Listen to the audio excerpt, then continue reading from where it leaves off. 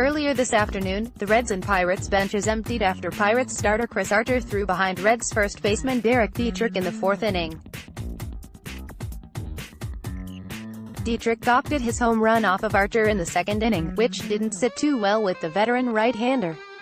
Home plate umpire Jeff Kellogg issued warnings to both benches after Archer's pitch behind Dietrich, which irked Reds manager David Bell. Bell's reasoning, ostensibly, is that the warning, as opposed to an immediate ejection, unfairly hurts the Reds since their players were thrown at but cannot do the same. If Archer isn't guilty of obviously throwing at a batter, then no one ever is. After Bell came rushing out to the field, the benches, coaching staffs, and bullpens soon followed. Ultimately, Bell, Josiel Puig, Keone Kela, Felipe Vasquez, and Amir Garrett were ejected. We'll have to see how Major League Baseball handles punishments for the biggest offenders in the fracas. I would imagine Puig and Archer stand to be the only two who will receive suspensions, while the others who were ejected will likely face fines. Puig was extremely heated and continuously tried to rush at someone to continue an altercation even as he was held back by Melky Cabrera and teammate Joey Votto. MLB needs to suspend Archer, and make it count. Oftentimes, starters are suspended 5 or 6 games for stunts like Archer's. It sounds like a hefty amount of games, but since starters only appear in 1 out of every 5 games, the punishment is effectively just a 1-game suspension. Lately, it's been more like a 0-game suspension since teams just reorder their rotations and let the starter pitch as soon as he is eligible. Which is why MLB needs to suspend Archer for a lot more than 5 or 6 games. Last postseason, MLB started an ad campaign in which they urged us to let the kids play.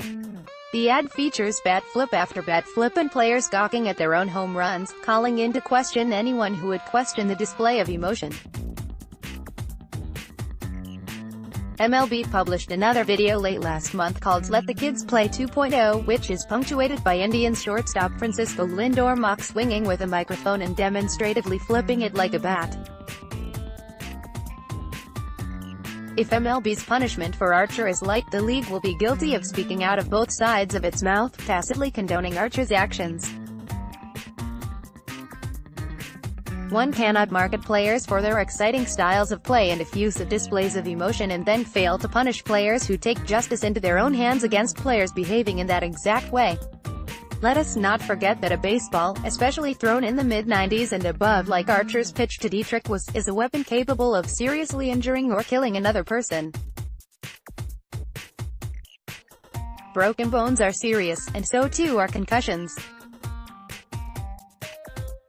The NFL has had tremendous problems with the concussion issue, and the NHL has also had it to a lesser extent. Concussions are brain damage. I am not saying Archer was headhunting, he clearly wasn't, but pitchers don't always hit their target. A player is more likely to take one to the head when the pitcher is trying to plant one in his ribs than when the pitcher is trying to pound the strike zone. Player safety is clearly important to the league as it has taken quite a few precautions in recent years, including sanctioning the use of more protective helmets and changing rules to better protect players, e.g. the Chase Utley rule. This area should be no different. The suspension would need to be long enough to dissuade players from wanting to exact revenge on players who they perceive to have wronged them and/or their teammates. A 25-game suspension, for example, would effectively be 5 missed starts for Archer. As a comparison, Rockies' third baseman Nolan Arenado got a 5-game suspension last year for rushing the mound and throwing punches at Padres pitcher Luis Perdomo, who intentionally threw at him, and also only got a 5-game suspension. Arenado is a position player, so he was actually out of commission for all 5 games. MLB were to suspend Archer for a considerable amount of time, the MLBPA would certainly take issue with it and fight it. I would argue, however, the Players Association should not be in the business of condoning union members attempting to assault and actually assaulting each other. In the end, a longer suspension for pitchers is a correction to put their punishments more in line with those of position players, to make it count and dissuade those who hold potential weapons from wielding them as such.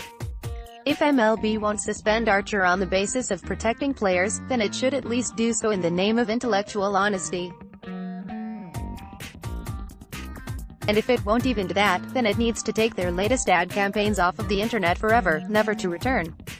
Follow @BearBill.